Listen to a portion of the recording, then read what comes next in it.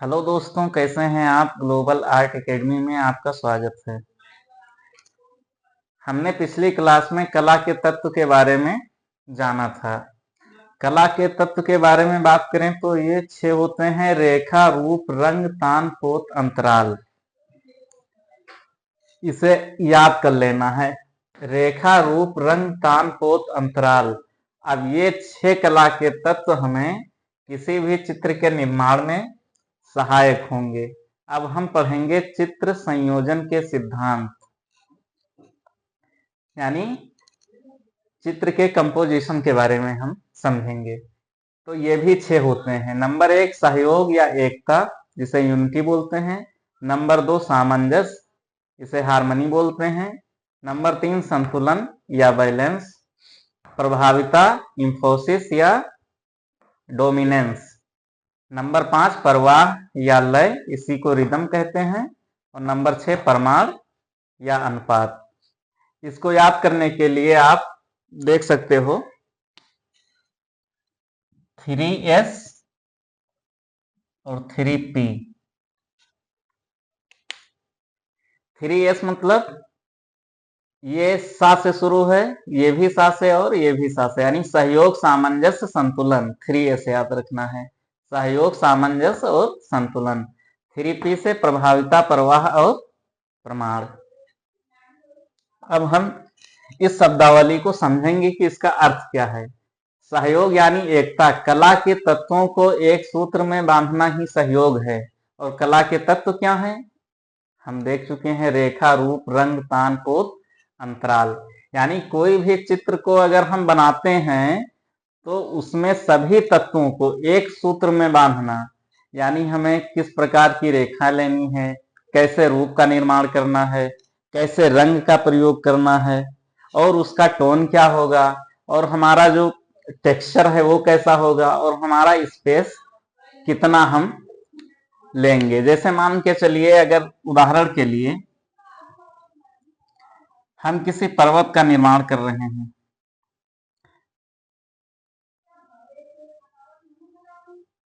यहां पे हमने सूरज बना दिया,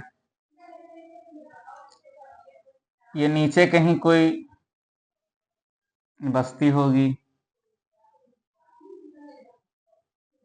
घर का निर्माण हो गया, कुछ पेड़ पौधे बना देंगे। यानी अब सहयोग, एकता का मतलब ये हुआ कि सभी तत्व के, अब हमें जो प्रकाश है इस प्रकाश को रेखाओं के द्वारा दिखाना है, यानी प्रकाश रेखा के रूप में आएगा। फिर रूप, यानी जिन जिन चीजों को हम प्रदर्शित करेंगे उनका रूप प्रदर्शित होना चाहिए। जैसे अगर हम आकाश बनाते हैं, आकाश में तो फिर बादल है, चिड़िया है, उनको दर्शाना होगा। इसी प्रकार से अगर हम बात करें रंग की, तो रंग अगर किस समय, अगर प्रातः काल का समय है तो उस प्रकार से हम वर्णों का जो है चयन करेंगे। दोपहर का समय है, दिन का है, उसके लिए दूसरा रंग प्रयोग करेंगे। रात्रि के समय के लिए अलग रंग का चयन करेंगे। इसी प्रकार भिन्न भिन्न वस्तुओं के लिए भी हम अलग अलग रंगों का चयन करेंगे। इसी प्रकार से उन रंगों का हम टोन, कहाँ पे गहरा टोन लेंगे, कहाँ पे हल्का टोन लेंगे। इसी प्रकार से हम टेक्सचर की बात करें, फिर अंतराल, हमें किस स्थान पे वस्तु को, बड़ी वस्तु को या भारी वस्तु को चित्रित करना है, कहाँ पे हमें छोटी वस्तुओं को चित्रित करना है। यानी इस नियम के अनुसार हम चित्रों का निर्माण करते हैं।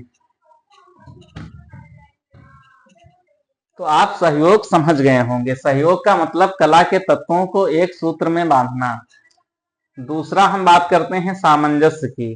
सामंजस्य का अर्थ है चित्रण के सभी तत्व एक दूसरे के साथ मेल खाते हुए प्रतीत हों तथा चित्र में निरर्थक विकर्षण तत्व न हो।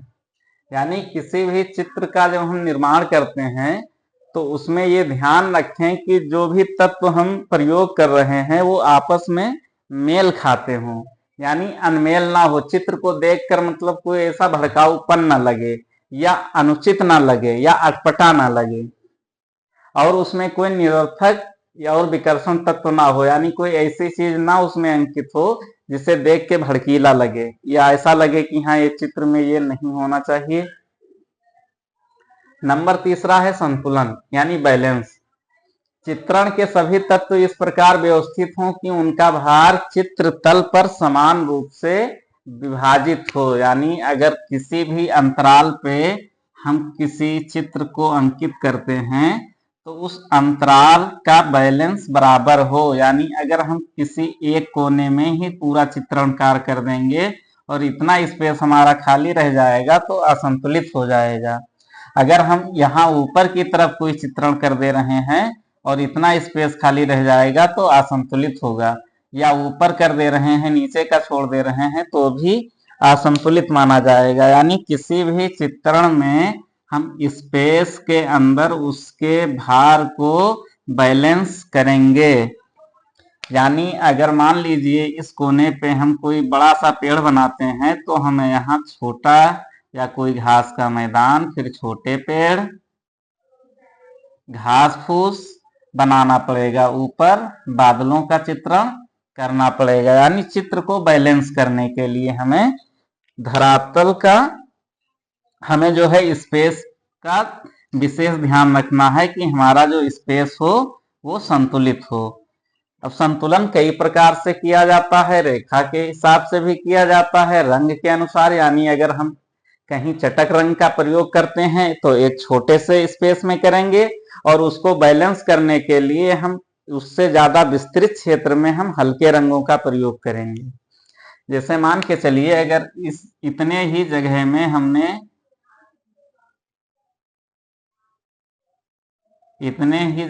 हमने डेंस रंगों का प्रयोग किया है, चटक रंग का प्रयोग किया है, तो इसको बैलेंस करने के लिए लगभग इतने अनुपात में हमें हल्के रंग का प्रयोग करना होगा, तब जाके वो चित्र बैलेंस होगा। चौथा नंबर देखेंगे प्रभाविता। प्रभाविता यानी इंफोसिस।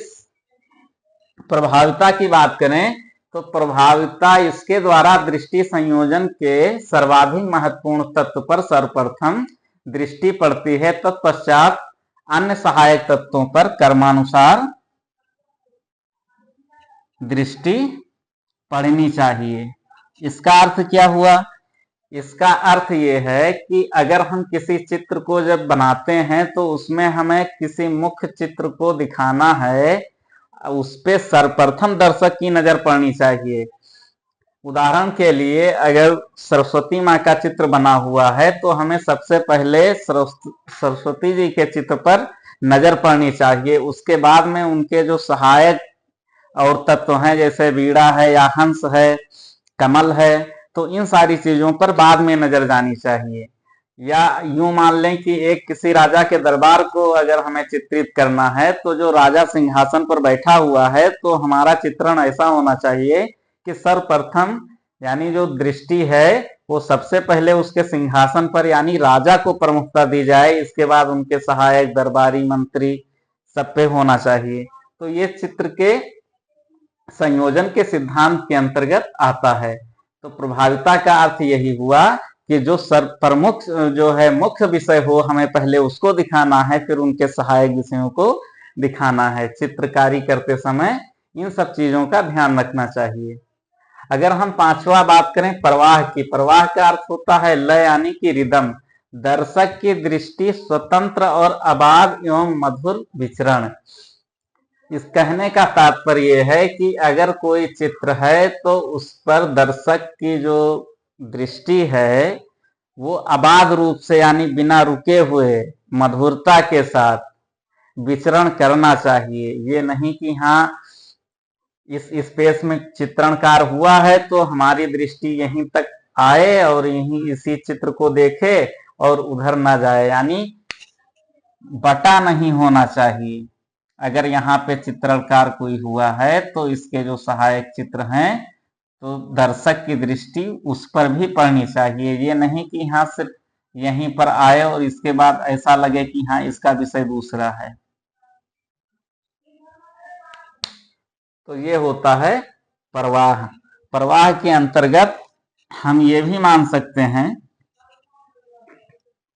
जैसे मान लीजिए कि ये एक स्पेस है, अंतराल, इसमें हमें मार्ग को दिखाना है, सड़क को। तो सड़क यहां से स्टार्ट हुई,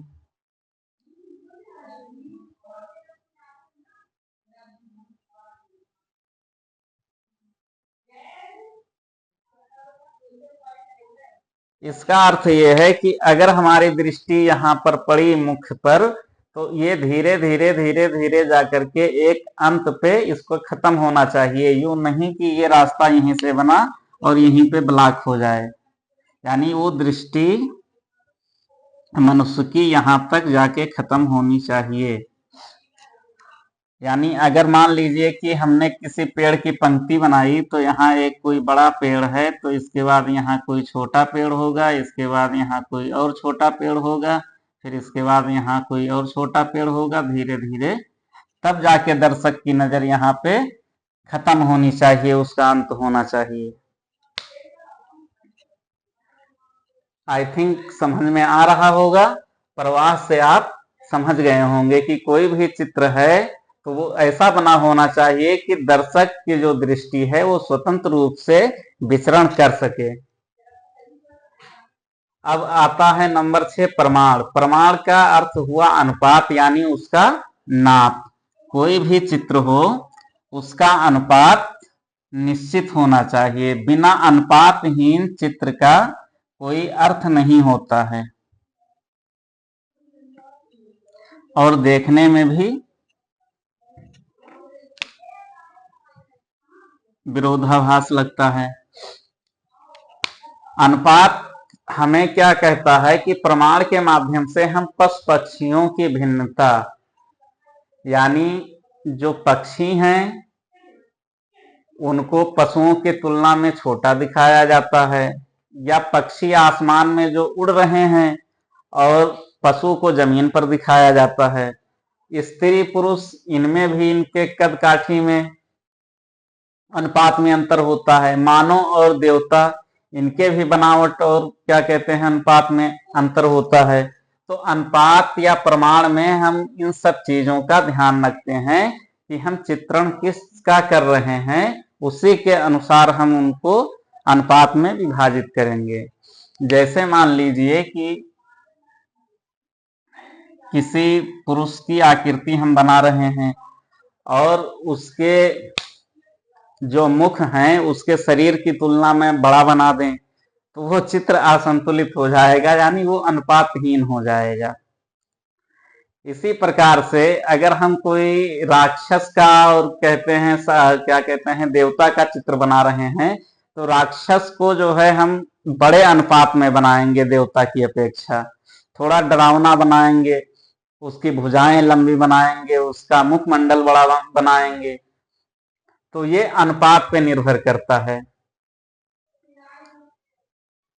तो चित्र संयोजन के सिद्धांत और चित्रकला के तत्व यानी फंडामेंटल आर्ट से लगभग 2-4 प्रश्न हर एग्जाम में बनते हैं, और आने वाले जितने भी कला के एग्जाम्स लगे हुए हैं सब में निश्चित रूप से इनसे प्रश्न आएगा। और जितना अभी तक बताया जा चुका है इसको आप नोट कर लीजिए, याद कर लीजिए, और जो भी प्रश्न बचते हैं इनमें से वो सब एमसीक्यू के माध्यम से रिवीजन करा दिया जाएगा प्रैक्टिस के माध्यम से। एक बार प्रैक्टिस टॉपिक वाइज होगी, इसके बाद मिक्स क्वेश्चन करवाया जाएगा।